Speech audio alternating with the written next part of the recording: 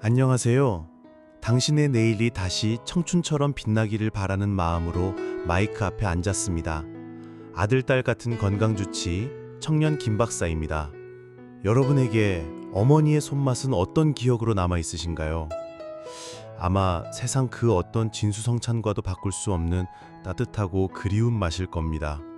그런데 만약 평생을 자부심으로 살아온 그 손맛이 변했다는 말을 듣게 된다면 어머니의 마음은 어떨까요? 오늘 내일 청춘은 바로 그 서운하고 당혹스러운 마음을 담은 한 어머니의 편지로 시작하려 합니다. 김 박사님, 안녕하세요. 저는 올해 62살이 된 장성한 아들 하나를 둔 엄마입니다. 남들은 저더러 무슨 낙으로 사냐고들 하지만 저는 다 키운 아들 녀석 장가 보내고도 주말마다 저희 집에 와서 저녁밥을 먹는 걸 보면 그렇게 행복할 수가 없습니다. 제 유일한 자부심이자 낙은 바로 요리입니다. 남편도 아들도 제가 해준 음식이라면 뭐든 밥 2그릇을 뚝딱 비웠으니까요. 특히 저희 집 된장찌개는 동네에서도 소문이 자자했습니다. 아들 녀석은 어릴 때부터 엄마 된장찌개가 세상에서 제일 맛있다고 입버릇처럼 말했죠. 그 말 한마디가 저에겐 세상 가장 큰 칭찬이었습니다. 그래서 지금도 아들이 온다고 하면 전날부터 좋은 재료를 사다가 정성껏 음식을 준비합니다. 그런데 이상한 일은 2달 전부터였습니다. 그날도 아들 내외가 와서 저녁을 먹는데 아들 녀석이 된장찌개를 한 숟갈 뜨더니 미간을 살짝 찌푸리는 겁니다. 그리고는 밥만 멀뚱멀뚱 먹더군요. 왜 그래 아들? 입맛이 없어?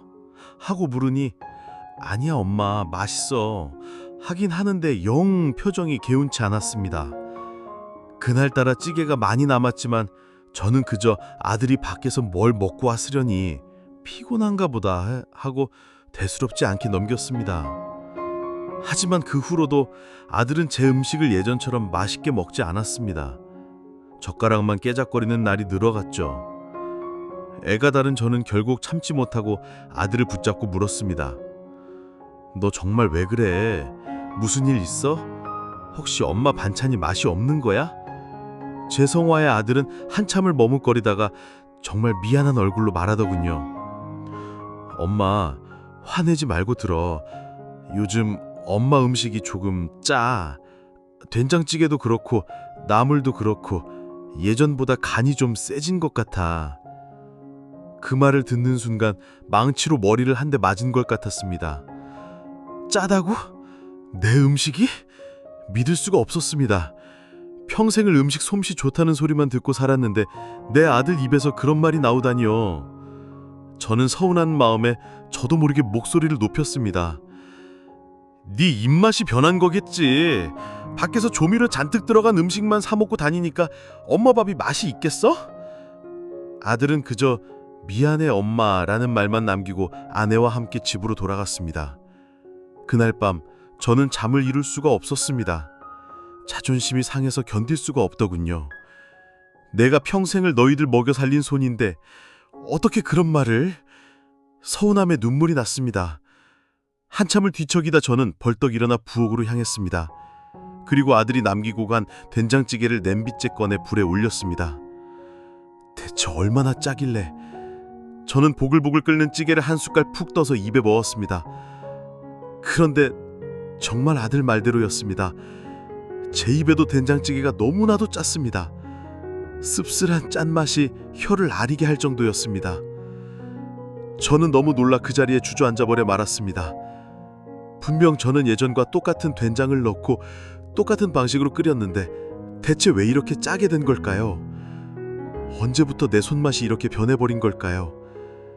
그날 이후로 요리하는 것이 두려워졌습니다. 간을 볼 때마다 제 혀를 믿을 수가 없어서 된장을 풀었다가 물을 부었다가를 반복합니다. 그러다 보니 음식 맛은 더 이상해지고 자신감은 바닥으로 떨어졌습니다. 이제는 아들이 집에 온다고 해도 예전처럼 기쁘지가 않습니다.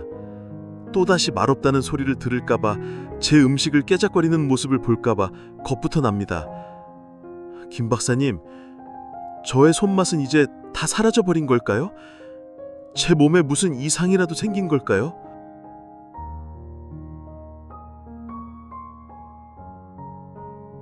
어머니, 편지를 읽는 내내 제 마음이 다 아팠습니다. 아드님을 위해 정성껏 차린 밥상 앞에서 평생의 자부심이었던 손맛을 의심받으셨을 때 얼마나 속상하고 당혹스러우셨을까요? 밤중에 홀로 끓여 드신 그 된장찌개는 또 얼마나 짜고 쓰게 느껴지셨을지 감히 짐작해 봅니다. 하지만 어머니, 제가 오늘 아주 중요한 사실 한 가지를 먼저 말씀드릴게요. 어머니의 손맛은 절대 사라진 것이 아닙니다. 어머니의 요리 솜씨가 변한 것은 더더욱 아니고요. 이것은 나이가 들면서 우리 몸에 나타나는 아주 자연스러운 변화일 뿐입니다. 그리고 이 변화의 비밀을 알면 예전보다 훨씬 더 건강하고 맛있는 새로운 손맛을 얼마든지 만드실 수 있습니다.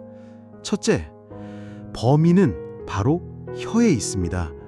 우리 혀에는 맛을 느끼는 미뢰라는 작은 봉우리들이 있습니다.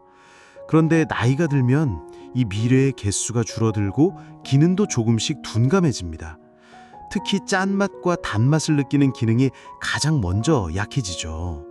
그래서 예전과 똑같은 양의 소금이나 된장을 넣어도 어머니의 혀는 싱겁다고 느끼게 되고 자신도 모르게 소금이나 된장을 조금씩 더 넣게 되는 겁니다. 절대 어머니의 감각이 이상해진 게 아니라 혀가 보내는 신호가 조금 달라진 것뿐입니다. 그러니 절대 자책하지 마세요. 둘째, 짠맛을 대신할 맛의 조력자들을 활용하세요. 이제부터는 짠맛에만 의존하지 않고 다른 맛들을 풍부하게 활용해서 혀를 즐겁게 해주는 겁니다. 첫 번째 조력자는 감칠맛입니다. 말린 표고버섯이나 다시마를 갈아서 천연 조미료로 만들어두고 국이나 찌개를 끓일 때 한 숟갈씩 넣어보세요. 소금을 덜 넣어도 국물 맛이 아주 깊고 풍부해집니다. 두 번째 조력자는 향신료입니다. 후추, 마늘, 생강, 양파, 파 같은 향신료를 적극적으로 활용해보세요. 향이 풍부해지면 짠맛이 부족해도 음식이 훨씬 맛있게 느껴집니다. 나물을 무칠 때도 소금 대신 다진 마늘이나 파를 듬뿍 넣고 들기름으로 고소한 향을 더하는 식이죠. 셋째, 이제 손맛이 아닌 계량 스푼을 믿어보세요. 평생 요리해 오신 분들께는 어색할 수 있지만 지금 어머니께 가장 필요한 것은 바로 객관적인 기준입니다. 예쁜 계량 스푼 세트를 하나 장만해 보세요. 그리고 된장찌개를 끓일 때 예전처럼 손대중으로 푹 뜨지 마시고 계량 스푼으로 딱 한 스푼만 넣는 겁니다. 처음엔 싱겁게 느껴지시겠지만 이게 우리 아들이 먹을 정확한 간이다 라고 믿고 요리하시는 겁니다. 이렇게 정확한 레시피로 요리하는 습관을 들이면 더 이상 간을 보며 불안해하지 않으셔도 됩니다. 오히려 이 기회에 아드님과 함께 우리 집만의 레시피 노트를 만들어 보는 건 어떨까요? 아드님에게 간을 보게 하고 가장 맛있는 황금 비율을 찾아 함께 기록해 나가는 겁니다. 엄마, 된장 한 스푼에 버섯가루 반 스푼 넣으니까 딱 좋다. 이런 대화를 나누다 보면 서운했던 마음은 눈 녹듯 사라지고 부엌은 다시 사랑과 웃음으로 가득 찰 겁니다. 어머니의 손맛이 사라진 게 아니라 아들과 함께 더 건강하고 맛있는 새로운 손맛을 만들어가는 과정이 시작된 것뿐입니다. 오늘 이 사연을 들으시면서 이거 내 이야기인데? 하고 놀라신 어머님들, 아버님들이 계실 겁니다.